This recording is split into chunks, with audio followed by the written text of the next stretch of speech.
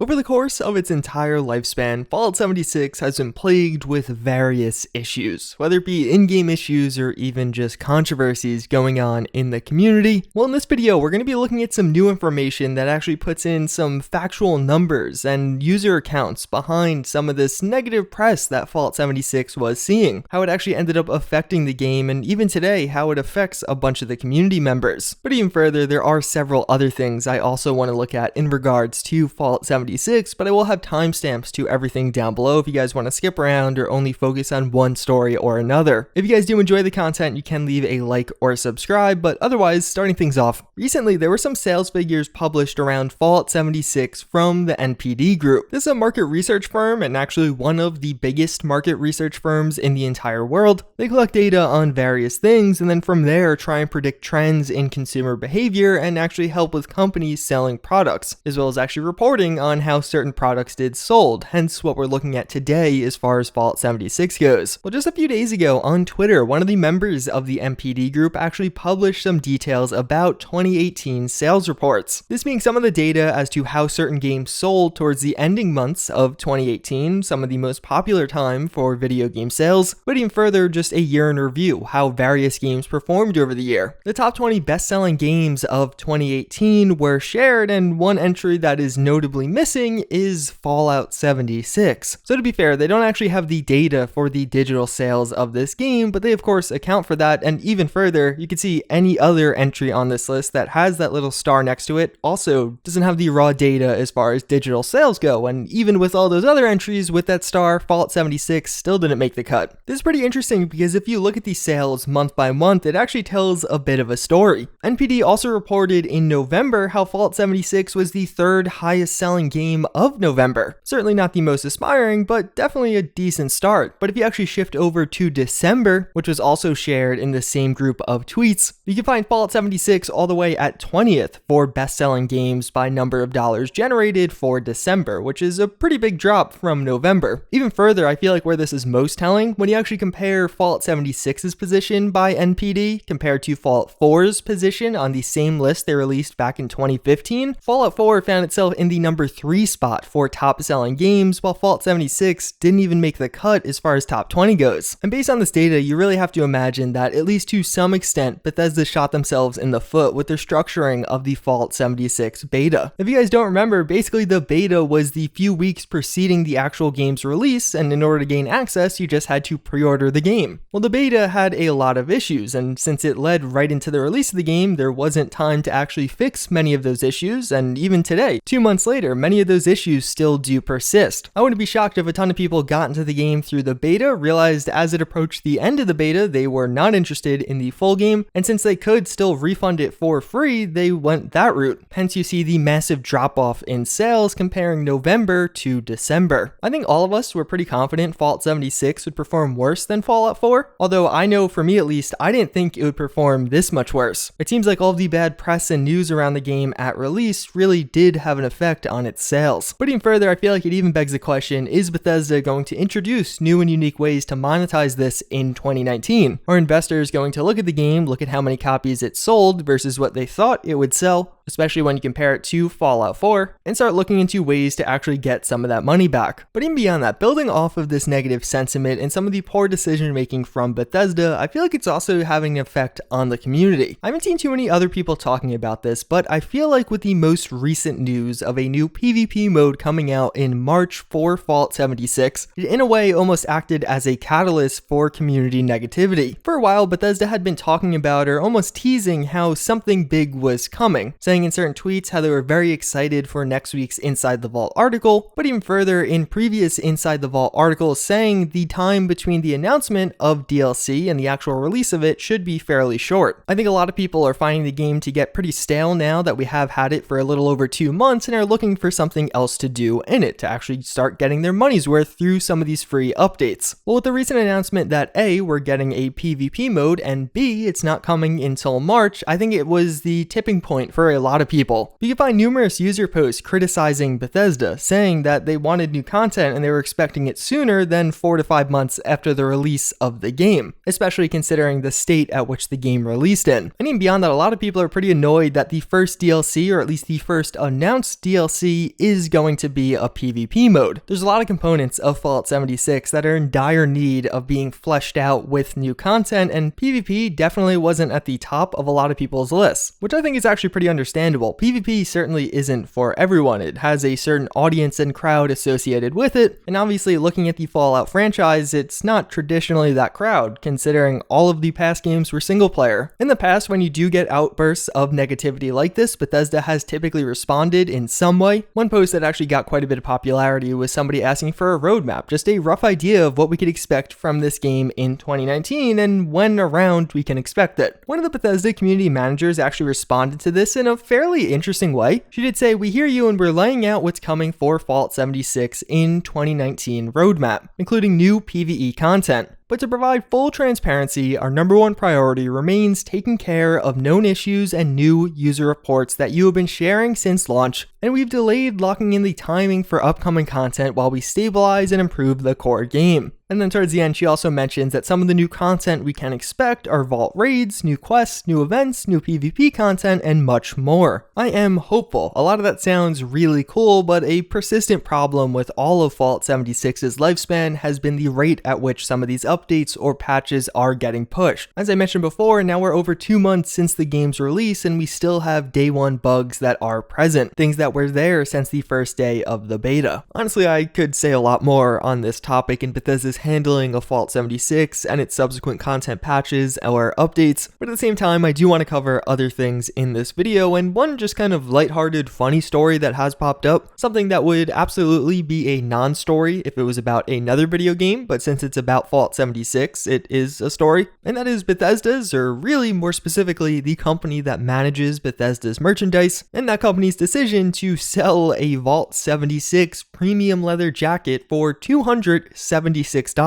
So jackets are certainly in the category of things, at least for me, that I don't mind spending pretty good money on. I mean, you want to stay warm, right? Although the hilarity of this really comes in the jacket itself, because if you look at the images, I'm really curious as to who would be buying this for nigh $300, especially once you factor in shipping as well as tax based on your area. And actually even further, in one segment where Bethesda almost feels like they're just setting themselves up, it also comes packaged within a garment bag. Immediately after this was released and actually posted on the official Fallout Twitter account, there were some hilarious replies, both from other content creators or even news outlets picking up this story. In fact, some of the replies to that original post comparing this jacket to some of the nylon controversies Bethesda has found themselves in do have significantly more likes than the post itself, like 4 times as many likes. And then one of the best parts, you could actually find numerous replies of what people are imagining this jacket to look like in person when compared to the pictures provided from Bethesda. Not really an important story. Again, this wouldn't be that big of a deal if Bethesda didn't already have that bag controversy.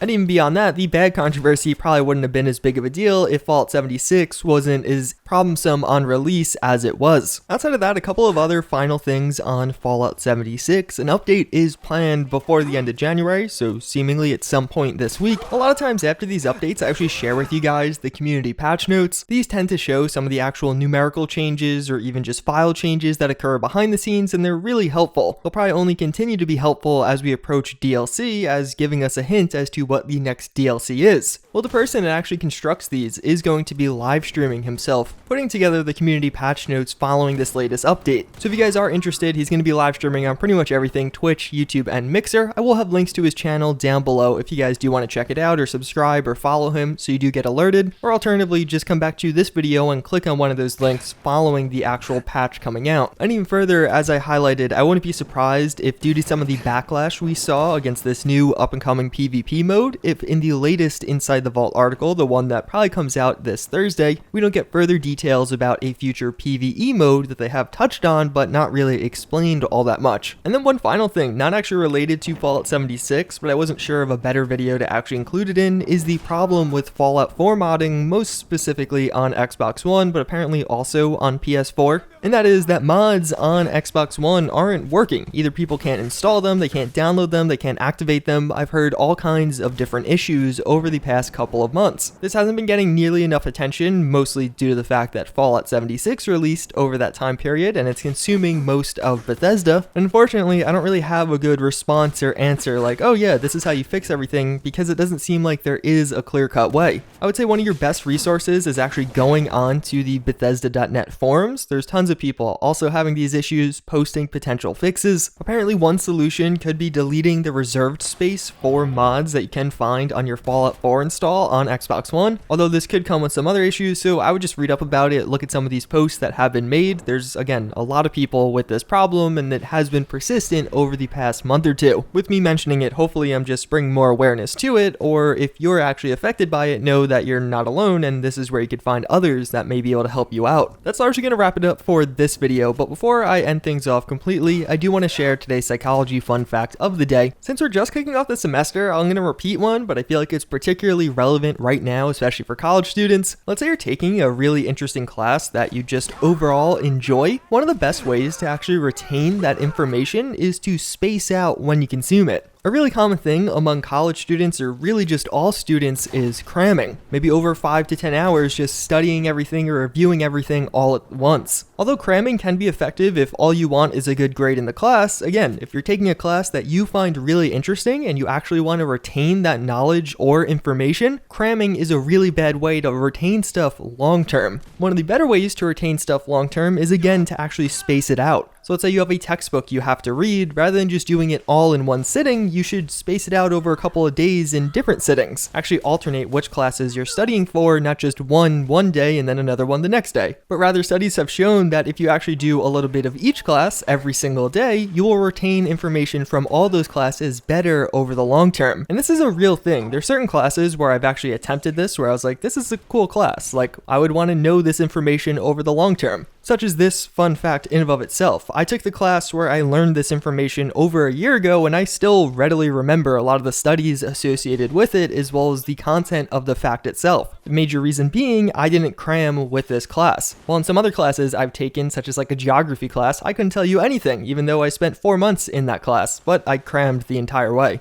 Either way, that's pretty much going to wrap it up for this one. As always, again, I thank you all for watching. Hopefully you found this video enjoyable or just informative. And with that, I hope to see you all next time. Later.